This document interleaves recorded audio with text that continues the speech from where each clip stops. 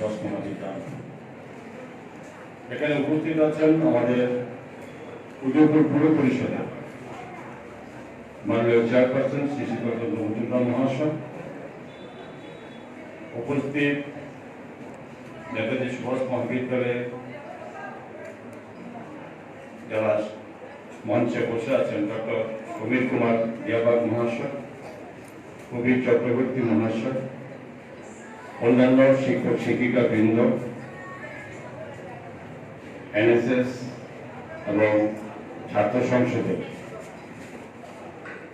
সমস্ত সদস্যরা, এনসিসির সদস্যরা, সাংবাদিক বন্ধুগণ, আমার প্রিয় ছাত্রছাত্রী, সকলকে আমার ব্যক্তিগত পক্ষ থেকে এবং সরকারের পক্ষ থেকে আপনাদের এই শুভ উদ্যোগের জন্য আন্তরিক প্রীতি শুভেচ্ছা অভিনন্দন জানাচ্ছি। প্রথমে আমি এনসিসি যে সদস্য আজকের এই অনুষ্ঠানে তাকে আমরা স্মরণ করেছি, রূপনের আত্মার শান্তি কামনা করি এবং তার পরিবারের সুখ শান্তি কামনা করি। রাজ্যে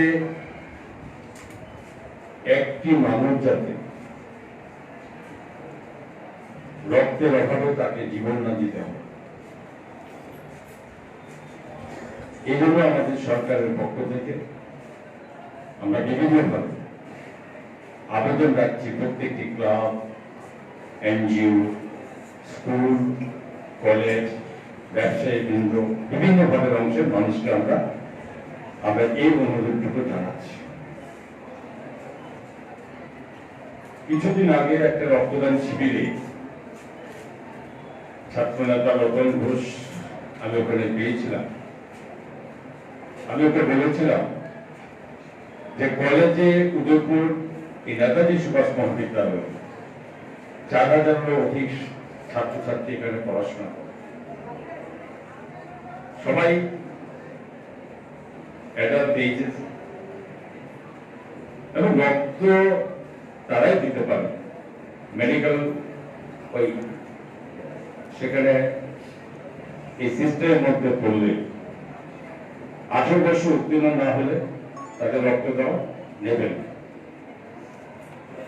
এমনিতে সমস্ত ক্লাব বিভিন্ন জায়গাতে রক্তের জন্য আমরা বলি, সেখানে হয়তো সংখ্যা কত 20, 25, 30, 40, ম্যাক্সিমাম 50। একটা ক্লাব এগিয়ে একটা এনজিওর মতো যারা দেয় তারা বিভিন্ন ভাবে অংশগ্রহণ কোথাও না কোথাও করে। এর মানে এই নয় যে কলেজের ছাত্রছাত্রীরা অংশগ্রহণ করে না, তারাও। কিন্তু আজকে রক্তের এত প্রয়োজন এত বেশি কেন? এখানে অনেকের প্রশ্ন দেখেছি আমি, রক্ত কোথায় যায়? এই ধরনের প্রশ্ন বিভিন্ন দিক থেকে আসে। তো এই কলেজের কেন রক্ত দেওয়ার জন্য আবেদন আমার তরফ থেকে করেছি এই কারণে, এখানে 4000 ছাত্রছাত্রীর মধ্যে আমি ধরে নিলাম অনেকের অসুবিধা থাকে, বিভিন্ন কারণে রক্ত নেবে না, রক্ত কম লাগে, কিন্তু রক্ত দিলে সবচেয়ে বেশি সংখ্যক কলেজ থেকে আসতে পারে। আজকে যদি 4000 স্টুডেন্টের যদি 50% ব্লাড দেওয়ার জন্য এগিয়ে আসে, তাহলে 2000 ছাত্রছাত্রীর থেকে আমরা রক্ত পেতে পারি। প্রতি 3 মাস অন্তত রক্ত অটোমেটিক্যালি আমরা না দিলে পরে সে রক্তটা শরীরের থেকে এটা কাজে লাগে না, এটা এই বর্ধিত রক্ত নষ্ট হয়ে। তো এখানে আমি রতনকে অনুরোধ করেছিলাম, যাও তোমার মানে অধ্যক্ষা থেকে শুরু করে ছাত্রছাত্রী থেকে শুরু করে সকলের সঙ্গে আলাপ করো, যত তাড়াতাড়ি সম্ভব সেখানে এই রক্তদানের ব্যবস্থা করি। তো এই স্বল্প সময়ে আজকে নেতাজি সুভাষ মহাবিদ্যালয়ে এই রক্তদানের এই স্বেচ্ছা রক্তদানের শিবির করার কারণে আমি আবারও সমস্ত ছাত্র সংসদ, জাতীয় সেবা প্রকল্পের সদস্যরা এবং এখানে প্রিন্সিপাল থেকে শুরু করে সমস্ত শিক্ষক শিক্ষিকাদের আমার আবারও আন্তরিক শুভেচ্ছা রইল যে একটা উদ্যোগ আপনারা নিয়েছেন। আমি রক্ত কোথায় যায় একটা ছোট্ট করে বলি যে রক্ত, আমি ছোট্ট আপনাদের একটা রিপোর্ট দিই।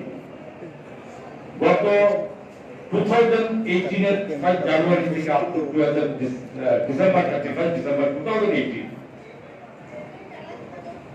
বাইরে টোটাল যারা খুব সিরিয়াস পেশেন্ট থাকে, বিশেষ করে অপারেশনের জন্য যারা থাকে বা তাদের অন্য কঠিন রোগ থাকে, সংখ্যাটা প্রায় 2600-2700 সংখ্যার মতো ছিল। আজকের দিনে সেই সংখ্যা 1700 কাছে নেমেছে। হসপিটালে কোথাও গিয়ে সরাসরি বেড পাওয়ার ব্যবস্থা নেই। প্রথমে আপনাকে নিচে নিতে হবে, কোথাও ফ্লোরে আপনাকে অ্যাডমিশন দিতেই হবে। কারণ আপনি জিবি হসপিটালে যান, আপনি যেখানে যান, যে কোনো হসপিটাল, উদয়পুর হসপিটালে যান, বাকি সমস্ত জায়গাতে ডিস্ট্রিক্ট হসপিটালগুলোতে যান, সেখানে আপনি সরাসরি যে বেড পাওয়া খুব মুশকিল, মানে এত পেশেন্ট সেখানে। কিন্তু এত পেশেন্ট থাকলে বাইরে যাওয়া, এই যে রেফার কেসটা কেন করব? রেফার কেসটা যদি 2600-2700 থেকে 1700 নেমে আছে, এই কতটা থাকবে যে এত ডিফারেন্স কেন? কি মানুষের রোগ কমে যাবে? তো রোগ যদি কমে যায় তাহলে ব্লাডের কি প্রয়োজন? রক্তটা একটা বড় প্রশ্ন এখানে, সবাইকে জানতে হবে, বুঝতে হবে। তাহলে ওই যে বলেছে, অনেকে বলে ব্লাড কোথায় যায়, এত ব্লাড দিচ্ছে। এই ব্লাড যাওয়ার রাস্তাটা উত্তর সবার কাছে আসতে হবে। যে এই যে 1000 নাম্বার অফ পেশেন্টের আপনি বাইরে রেফার কেস করে গেছে, তার মানে এটা ভাবার কোনো কারণে রাজ্যে রোগ শোক কমে গেছে। আজকে ঘরে ঘরে প্রায় প্রতি জায়গাতে আপনি ক্যান্সার পেশেন্টের কোনো অভাব নেই। মনে হচ্ছে এটা রেগুলারটা নর্মাল হয়ে গেছে ক্যান্সার রাজ্যের মধ্যে ব্যাপকভাবে ছড়িয়েছে। রাজ্য নয়, সারা ভারতবর্ষের সঙ্গে কোথায় আমরা সরকারে আসার পরে প্রায় জুন জুলাইতে শেষের দিকে রেগুলার হয়েছে। ট্রমা সেন্টার খোলার পরে আমরা ডক্টর এনেছি। একটা ডক্টর আনতে গেলে সেখানে ক্যাবিনেট থেকে সিদ্ধান্ত নিতে হয়েছে যে একটা ডক্টরকে 5 লক্ষ টাকা তার বেতন দিতে হবে, অ্যানেস্থেশিয়াকে 2 লক্ষ টাকা দিতে হবে, তাকে থাকার ব্যবস্থা করতে হবে, গাড়ির ব্যবস্থা করে দিতে হবে, এবং তাকে তার বাড়িতে যাওয়া আসার জন্য সরকারি উদ্যোগে তার খরচ দিতে হবে। কেন? এটা ছোট্ট যদি ব্লাড যদি অপারেশনের কষ্ট থাকে, কিছুটা কঠিন জায়গায় পড়তে, আপনি সঙ্গে সঙ্গে তাকে রেফার টু আউটসাইড স্টেট। আজকের দিনে রেফার তাকেই করা হয় যে রাজ্যের তার চিকিৎসা ব্যবস্থা কোনো মতেই সম্ভব নয়, বা কোনো ব্যক্তিগত ভাবে যে কোনো মনে করুন আমি এখানে করবো না, চলে যাবো, তার টাকা আলাদা। স্বাভাবিকভাবে দেখতে যায় তো আজকে সেখানে রেফারটা কমার কারণ একটাই, যে আজকে সেখানে আমাদের এই বাইরের ডক্টর আনা, অর্থোপেডিক এখানে স্পেশালিস্ট একটা সার্জন আনা হয়েছে, সে কিন্তু এখানে আমাদের আজকে কঠিন থেকে কঠিনতম এইগুলো তাকে এখানে অপারেশন হচ্ছে রাখছে। তো সংখ্যাটা কমে গেছে, বাইরে রেফার করাটা সংখ্যা এখানে ট্রিটমেন্টে বেড়ে গেছে, তো ডাক্তার বেশি লাগবে। যে বাইরে চলে যায়, কলকাতা কিংবা চেন্নাই বা ব্যাঙ্গালোর চলে যায়, তার তো ব্লাড তো ত্রিপুরা থেকে যায় না, তার ব্লাড সেখানে তাকে কালেকশন ম্যানেজ করতে হবে। আজকে রোগীর এখানে অপারেশন সিস্টেম, অপারেশন এই যে প্রসেসটাকে এটা বেড়ে গেল অটোমেটিক ভাবে, এখানে কিন্তু ব্লাডেরও ডিমান্ড আরো বেড়ে গেল। তো এই জায়গাতে আমরা দেখতে পাচ্ছি ব্লাড চলছে, রাজ্যে কোথাও ব্লাড কম না, প্রত্যেক জায়গাতে প্রতিদিনে ছোট বড় আকারে ব্লাড ডট চলছে। তো এই ক্ষেত্রে আজকে আমাদের ব্লাডের বিশেষ প্রয়োজন। রাজ্যে যদি সবাই চাই রাজ্যের চিকিৎসা পরিষেবাকে উন্নত করতে হবে, এই দুটো মানুষের কাছে দাবি। আজকে আমাদের ট্রমা সেন্টার, সেখানে এই ধরনের অপারেশন গুলো অর্থোপেডিক সিস্টেম যত বড় আছে আপনার এগুলো আজকে এখানে হতে যাচ্ছে, হচ্ছে। পাশাপাশি যত রাজ্যের রাস্তাঘাট উন্নত হচ্ছে, তত বেশি অ্যাক্সিডেন্ট সংখ্যাটা বেড়ে যাচ্ছে। আমি এ রাজ্যের ট্রান্সপোর্ট মিনিস্টার, আমাকে তথ্য দিয়ে দেখতে যাচ্ছি আমি রাজ্যে যত রকম আমরা অ্যাওয়ারনেস ক্যাম্প করি না কেন, অ্যাওয়ারনেস ক্যাম্প শিক্ষা কলেজ স্কুলগুলোতে জড়িত হয়েছে, ক্লাবগুলো যুক্ত হয়েছে, এনজিও যুক্ত হয়েছে, ব্যবসায়ী বৃন্দ যুক্ত হয়েছে, যে না অ্যাওয়ারনেস ক্যাম্পটা প্রত্যেকের কাছে পৌঁছাতে হবে। যত আমরা অ্যাওয়ারনেস ক্যাম্প করি না কেন, কিন্তু রাজ্যে অ্যাক্সিডেন্টের সংখ্যা কোনোভাবেই কমানো যাচ্ছে না। বিশেষ করে আমার অনুরোধ থাকবে, বিশেষ করে ছাত্রছাত্রীদের কাছে, আমরা বাইক চালাই, বন্ধুকে দেখাতে হবে, কম্পিটিশন দেখাতে হবে, আর তার ভিতর দিয়ে ঘটে অ্যাক্সিডেন্টের বাড়ছে। যার অ্যাক্সিডেন্ট হয় সে চলে যায় উপরে, তার কিন্তু কিছু থাকে না, তার পরিবারকে ভোগ করতে হয়, মা বাবাকে ভোগ করতে হয়, পরিবারকে তার এই মূল্য তাকে চুকাতে হয়। আর যার অ্যাক্সিডেন্ট হয়ে ঘরে বসে যায়, চলতে ফিরতে পারে না, তার যেমন দুর্ভোগ, সারা পরিবার সারা জীবন তাদেরকে দুর্ভোগ করাতে হয়। যার পরিবারে হয় সেই পরিবারে একমাত্র উপলব্ধি করতে পারে যন্ত্রণাটা কি। তো স্বাভাবিকভাবে আমাদের এদিকে অ্যাওয়ারনেস, গাছ দেবো, একজনকে বাঁচাবো, কিন্তু পাশাপাশি এটা ভাবতে হবে, প্রত্যেকে চিন্তা করতে হবে, সবাই যদি সতর্ক থাকে, মা বাবাকে সতর্ক। অনেকে ভাবে চলো আমার ছেলে আবদার করছে, তাকে বড় বাইক কিনে দেবো, দিন, বড় হলে কলেজে পড়াশোনা করলে প্রয়োজন নয়, কিন্তু দেওয়ার ক্ষেত্রে তাকে দেখতে হবে সে চালানোর উপযুক্ত কিনা। দেওয়ার আগে ভাবতে হবে সে প্রপার যে কোনো ড্রাইভিং এর জন্য সমস্ত নিয়ম কানুন রক্ষা করে কিনা, হেলমেট কম্পালসারি পরে কিনা। যত কোনো অ্যাক্সিডেন্ট হয়েছে তার বিশাল এক সংখ্যক আছে মাথা বেঁচে যায় হেলমেটের কারণে, আবার স্টাইলিশ হেলমেট গুলো চলবে না। তো এই জিনিসগুলো প্রত্যেকটা পরিবার, আপনি জানেন ভারত সরকার কি নিয়ম করেছে, যদি আন্ডার এজ কোনো ছেলেকে অতি আবদারে অটো বাইক কিনে দেন, যদি সে অ্যাক্সিডেন্ট বা তাকে ফাইনাল হয়, মা বাবাকে জেলে যেতে হবে। ভারত সরকার আইন করেছে, ফাইন অনেক অনেক টাকা, আগের থেকে না হলেও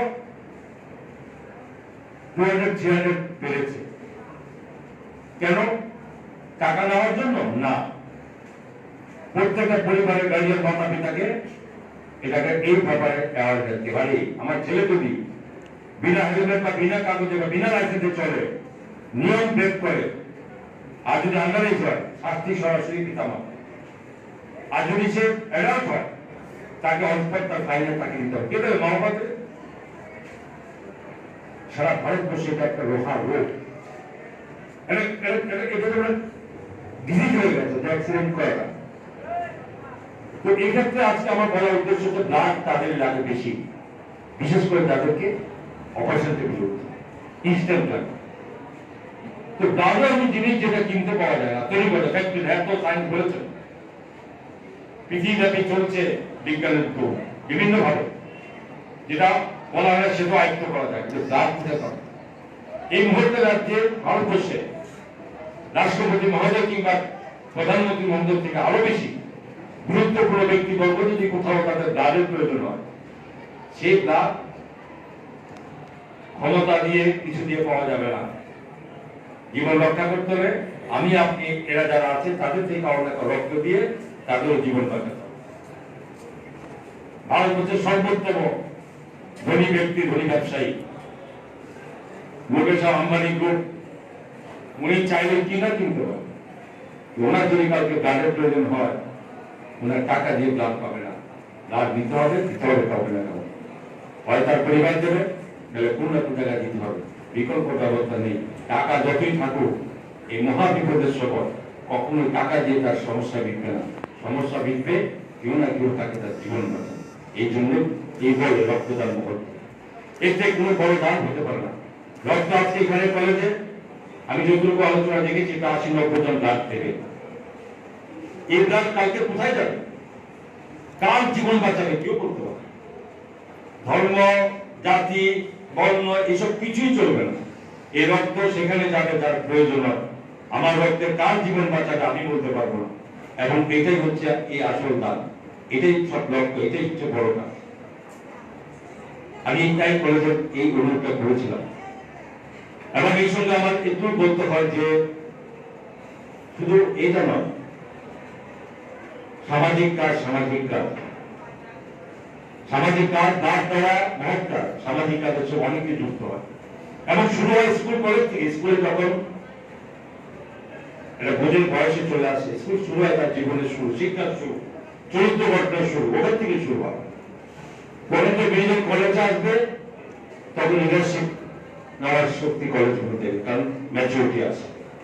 এই কলেজের নাম কি? নেতাজি সুভাষ মহাবিদ্যালয়। ওই ভারত প্রেমী বিখ্যাত লিডার, মহান ব্যক্তিত্ব, তার নামে কলেজ সাহিত্য বিষয়টা আলাদা বহন করে আমি নেতাজি সুভাষ মহাবিদ্যালয়ের ছাত্রছাত্রী। আমার ওইদিকেও এই ছাত্রছাত্রী দেখতে হবে, এই নায়কের প্রদর্শনী যিনি রেখে গেছেন সারা ভারতবর্ষের মানুষের কাছে। আমাকে সেই রাস্তায় চলতে হবে, ভারতবাসীকে রক্ষা। আমি রক্ষা আগামী দিন যদি ভারতবর্ষকে পরিচালনা করবে কে, এই ছাত্র সমাজ থেকে শুরু হবে যাত্রা। আমাদের অনেক কিছু করতে হবে। আজকে কাশ্মীর নিয়ে সারা ভারতবর্ষে শুরু হয়েছে অভিযান। 150তম জন্ম শতবার্ষিকী মহাত্মা গান্ধীজির জন্মদিনকে লক্ষ্য করে প্রধানমন্ত্রী শুরু করে দেন। এই নয় যে প্রথম স্বচ্ছ ভারত মহাত্মা গান্ধীজি সৃষ্টি করেছিলেন, সেটা ব্যাপকভাবে একদম স্কুল কলেজ স্তরে নিয়ে আসতে সম্ভব হয়নি, আসেনি। আজকে সারা ভারতবর্ষব্যাপী চলেছে যে প্লাস্টিক বর্জন করো, এই পলিথিন বর্জন, পলিথিন ওয়ান টাইম, এই পলিথিন গুলো পুরো পরিবেশকে দূষিত করছে। আগামী দিনের মানুষের জীবন রক্ষা করা তা হবে যদি এটাকে আমরা যদি ইমিডিয়েট না করি। নদীর নাব্যতা কমে যাচ্ছে পরিবেশের কারণে, সেখানে কৃষিকাজ থেকে শুরু করে বিভিন্ন কাজ পলিথিনের কারণে তো ধ্বংস হতে চলেছে। লক্ষ্য শুরু হবে প্রচার, এবং সেটা অবশ্যই কলেজের ছাত্রদের বিশেষ করে করতে হবে, আলোচনা আনতে হবে, যাতে আমি করবো না। তো স্বাভাবিকভাবে আমার এই অনুরোধ এই কলেজের ছাত্রছাত্রীদের কাছে, মহান দায়িত্ব আপনাদের। আমরা বলতে পারবো এবং রক্তের এই সমস্যা আরো সময় লাগবে, মেটাতে সময় লাগবে। আরো যত ট্রিটমেন্ট সরকার আনছে, আজকে হার্ট একটা পেশেন্ট আমার হার্ট ব্লক হলে বা অপারেশনে করতে হবে, সঙ্গে সঙ্গে তাকে বাইরে যেতে হবে, বাইরে নিয়ে যাওয়ার প্রবণতা বেশি থাকে। কিন্তু আমাদের সরকার চাইছে যে এই হার্টের সার্জারি যাতে সার্জারি এখানে আনা যায়, সেই ব্যবস্থা চলছে। ক্যান্সারের পেশেন্টকে যাতে বাইরে না দৌড়াতে হয়, সেই ব্যবস্থার জন্য সরকার চেষ্টা করছে। আপনারা জানেন যে আনতে গেলে অনেক এক একটা ডক্টর 5 লাখ 7 লাখ টাকা আসবে। তারপরও সরকার চাইছে যে এই রাজ্যের মানুষ এই রাজ্যের মধ্যে থেকে যাতে চিকিৎসা পরিষেবা পেতে পারে। তাই এখন অপারেশন টেবিল এখানে চলে, ওনার একটা পেশেন্ট সিরিয়াস হলে পর কিন্তু বাইরে যেতে পারে, তাকে এই রাজ্যের মধ্যে তাকে ট্রিটমেন্ট অপারেশনের ব্যবস্থা করা হয়েছে। যত ট্রিটমেন্টের পদ্ধতি বাড়বে তত ব্লাডের ডিমান্ড বাড়বে, আর সেই ডিমান্ডকে যদি আমরা প্রশমিত করতে হয়, ম্যানেজ করতে হয়, সেখানে কেউ চুপচাপ বসে হবে না, কারণ ব্লাড আমরা কিনে দিতে পারবো না। ব্লাড কেনার কোনো ব্যবস্থা নেই, ব্লাড উৎপাদনের কোনো ব্যবস্থা নেই। সে ব্লাড একমাত্র আসবে আমার আপনার থেকে তা দিতে পারবে। আমার কলেজের সমস্ত স্টুডেন্টসকে যারা উদ্যোগে আজকে ব্লাড দিচ্ছে তাকে ধন্যবাদ জানাচ্ছি। আমি আবেদন করবো যারা দেয়নি, ভয়ের কোনো কারণে একটা সময়ে শহরের কিছু ছেলেমেয়েরা, শিক্ষিত ছেলেমেয়েরা রক্ত এই ব্লাড ডোনেশন ক্যাম্পে আসতো, আজকে সেই জায়গায় নেই যে ব্লাড দিলে আমার শরীর খারাপ হয়ে যাবে। ব্লাড দেওয়ার একটা ভীতি প্রত্যেকে পড়েছিল, ছাত্র করতে যেমন ছিল তিনি মা বাবার মধ্যে দল ছিল, আমার ছেলে রক্ত দিলে শরীর খারাপ হয়ে যাবে। এই প্রবণতা এখন নেই, এখন এই ব্লাড দেওয়ার প্রবণতা গ্রামে গঞ্জে চলে গেছে। যে শ্রমিক দৈনন্দিন কাজ করে খায়, তাকে সকালে ঘুমোতে করে কাজ করতে হবে, তবে তার সংসার চলবে। তারাও আপনি রক্তদানে এগিয়ে আসছে। কেন? রক্ত দিলে শরীর খারাপ হওয়ার কোনো জায়গা নেই। ডাক্তারবাবুরা আগেই এই সম্পর্কে বক্তব্য রাখেন, যেখানে বলেন হয়তো আপনার সবাই এই সম্পর্কে অভিহিত বলে ডক্টরবাবু যদি আছেন তিনি বলার দরকার করেন। তো ব্লাড যে না দেন, যদি কেউ মনে করেন যে আমি আমার ব্লাডটা দেবো না, আমি বাঁচাবো, আপনি বাঁচাবেন, সবাই বাঁচাবে থাকে, যখন আপনার পরিবারের ব্লাডের প্রয়োজন পড়বে তখন কিন্তু আপনাকে ভাবতে হবে যে ব্লাড দিলেই আমাকে যদি দেয় আমার পরিবার বাঁচবে। এই প্রবণতা প্রত্যেকে জানবো, কার কখন প্রয়োজন পড়ে কেউ বলতে পারে। সুতরাং আমি এই আবেদন রাখবো আজকে কলেজের ছাত্রছাত্রীদের কাছে, আমাদের স্টুডেন্ট এবার 4,000 এবং এখানে এই 4,000 স্টুডেন্টের মধ্যে আজকে যারা দেবে, আমি চাই আপনাদের কলেজের কোন রকম পড়াশোনা ক্ষতি না করে, শিক্ষা ব্যবস্থায় কোথাও ব্যাঘাত না ঘটি, এটা কোথাও কোথাও অফ দিতে এই ব্লাড ডোনেশন ক্যাম্প আপনারা চালু রাখুন। আমি মনে করি আজকে নেতাজি সুভাষ মহাবিদ্যালয় আজকে ব্লাড ডোনেশন যত সংখ্যক ব্লাড দেবেন ছেলেমেয়েরা, এবং এটার প্রচার যাবে সারা রাজ্যের মধ্যে। প্রত্যেক কলেজকে আসতে আহ্বান করছি আমরা, কারণ একমাত্র জায়গা বেশি পরিমাণে ব্লাড দেওয়ার ক্ষেত্রে একমাত্র কলেজ স্টুডেন্টদের এগিয়ে আসতে একমাত্র সম্ভব হবে এই সমস্যা মেটানোর জন্য। আবেদন যে সকলকে আবার ধন্যবাদ দিই। আর সকল ছাত্রছাত্রী ভাই বোনদেরকে বলি যে আপনারা কি ব্যাপারে এগিয়ে আসুন, কোথাও পিছিয়ে যাওয়ার কারণ নেই। একটা কথা মাথায় রাখতে হবে, আমি ব্লাড দিলে একজন বাঁচবে, কালকে আরেকজন ব্লাড দিলে আমার পরিবার লোক বাঁচবে, এই মন মানসিকতা সর্বদা রাখতে হবে। তবেই আগামী দিন নেতাজি সুভাষ মহাবিদ্যালয়ের ছাত্রছাত্রীরা ও নেতাজির আদর্শ মোতাবেক চরিত্র গঠন, নেতৃত্ব এই দেওয়ার মতো আপনারা অবস্থা চাবেন। সকলকে ধন্যবাদ, নমস্কার।